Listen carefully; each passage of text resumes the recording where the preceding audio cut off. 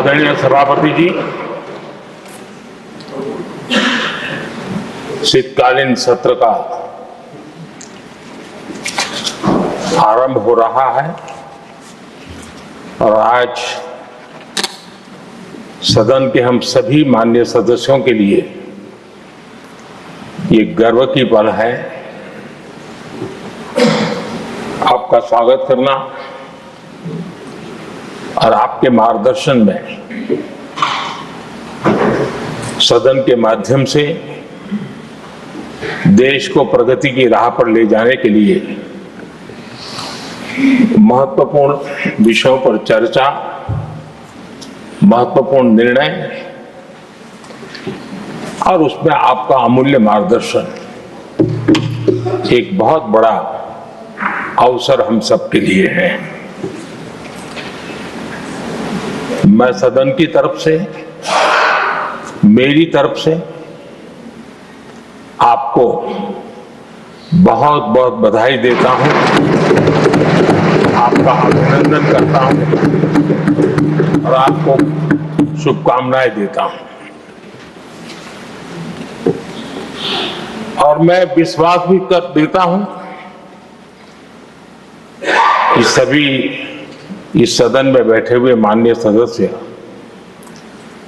ये उच्च सदन की गरिमा को संभालते हुए आपकी गरिमा की भी सदा सर्वदा चिंता करेंगे, मर्यादा रखेंगे, ये मैं आपको विश्वास दिलाता हूं।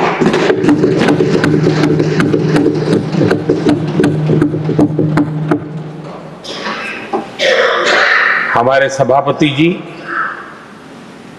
एक सामान्य परिवार से आ रहे हैं, किसान परिवार से निकले हैं और पूरा जीवन समाज सेवा के लिए समर्पित किया है। समाज सेवा ये उनकी निरंतरता रही है। राजनीतिक क्षेत्र उसका एक पहलू रहा है, लेकिन मुख्य धारा समाज सेवा की रही है। समाज के प्रति समर्पित होकर के जितना कुछ अपने युवा काल से लेकर अब तक वो करते आए हैं, करते रहे हैं, वो हम सभी समाज सेवा के प्रति रुचि रखने वाले लोगों के लिए एक प्रेरणा है, एक मार्गदर्शन है। सामान्य परिवार से, सामान्य समाज से, सामान्य राजनीतिक जहां अलग अलग करवट बदलती रही है, उसके बावजूद भी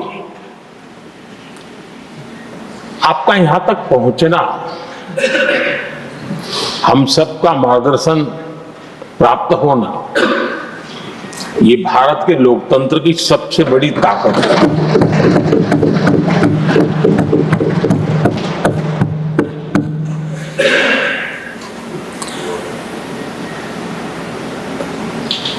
ये मेरा सद्भाग्य रहा है कि मैं आपको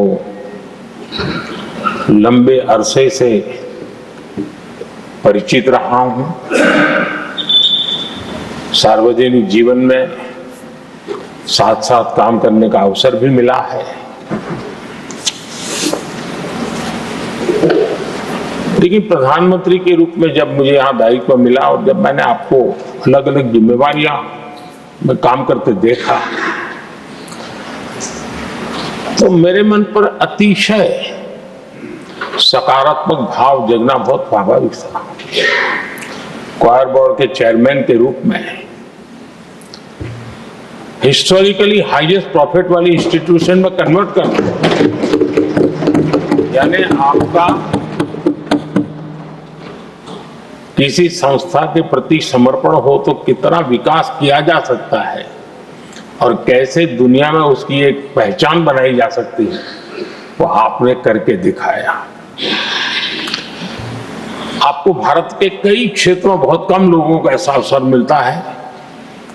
आप झारखंड में, महाराष्ट्र में, तेलंगाना में, पुडुचेरी में राज्यपाल, लेफ्टिनेंट गवर्नर अलग अलग दायित्व संभालते रहे। और मैं देखता था कि झारखंड में तो आदिजाति समाज के बीच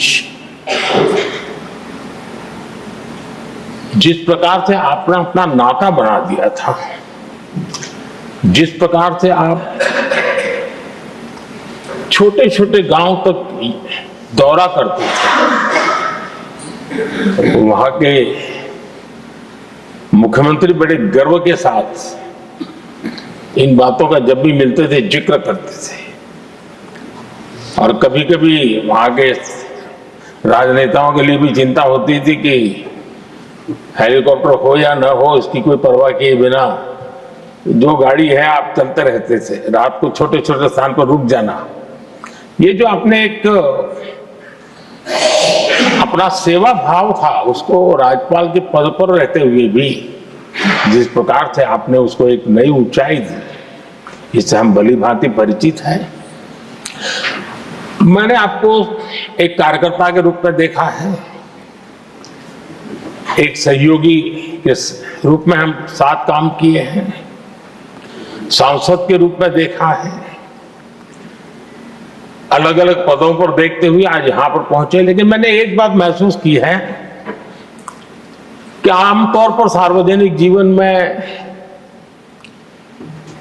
पद पर पहुंचने के बाद कभी लोग पद का भार अनुभव करते हैं और कभी कभी प्रोटोकॉल में दब जाते हैं। लेकिन मैंने देखा है कि आपको और प्रोटोकॉल का कोई नाता ही नहीं रहा है, आप प्रोटोकॉल के परे रहे।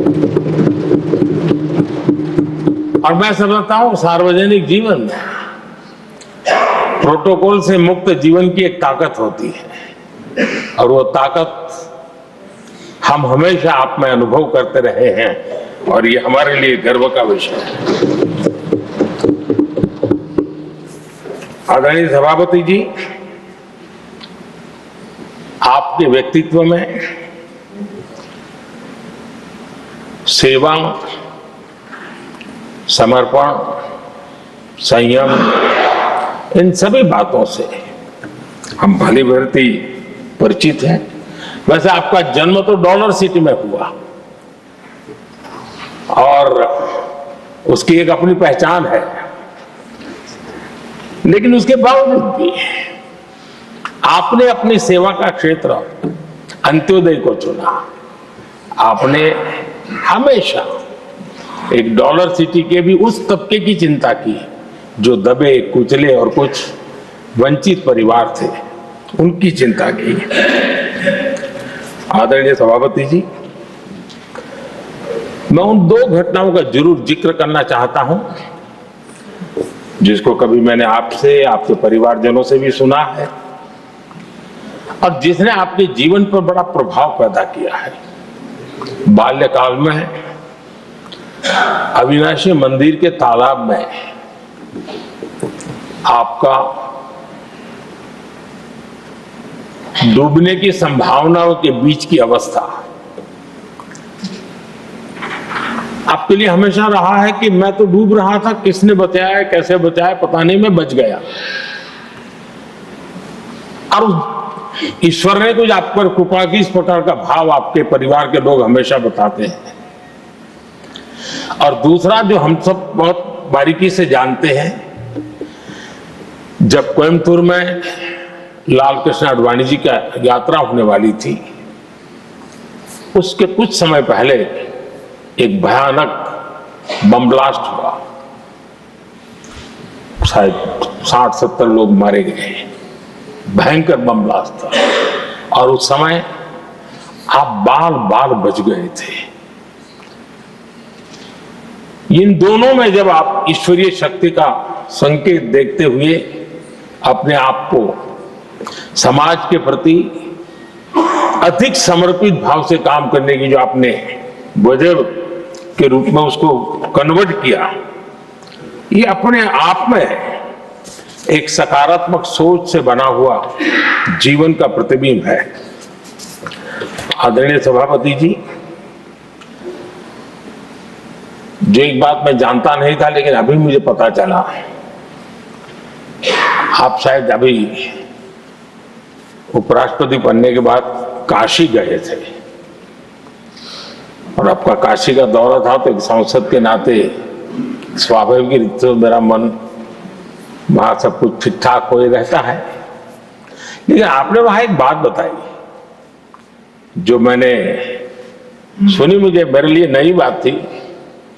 आपने वहां कहा कि आप वैसे तो नॉनवेज के आदी थे, लेकिन जब पहली बार आप काशी गए थे जीवन में और काशी में पूजा वगैरह की, माँ गंगा को अपने आशीर्वाद प्राप्त किया माँ गंगा से, और पता नहीं आपके भीतर एक संकल्प जगा और उस दिन से आपने तय किया कि आप अब नॉनवेज नहीं खाएंगे। अब ये कोई न कोई सात्विक भाव, कोई नॉनवेज खाने वाले बुरे हैं ऐसा मैं नहीं कह रहा हूं, लेकिन आपके मन में काशी की धरती पर विचार आया, तो एक सांसद के नाते मेरे लिए भी एक स्मरण रखने वाली एक घटना के रूप में मैं उसको हमेशा याद रखूंगा। भीतर कोई न कोई आध्यात्मिक भाव जो इस प्रकार की दिशा में ले जाने की प्रेरणा देता है। आदरणीय सभापति जी, छात्र जीवन से आपकी नेतृत्व सामर्थ्य रहा है, आज राष्ट्रीय नेतृत्व की दिशा में आप हम सब का मार्गदर्शन करने के लिए यहाँ विराजमान है, यह हम सब के लिए गर्व का विषय है। आदरणीय सभापति जी, आप लोकतंत्र के रक्षक के रूप में अपनी जवानी में, युवा अवस्था में, जब किसी को भी सरल मार्ग से जाने का मन कर जाता है, आपने वो रास्ता नहीं चुना, आपने संघर्ष का रास्ता चुना।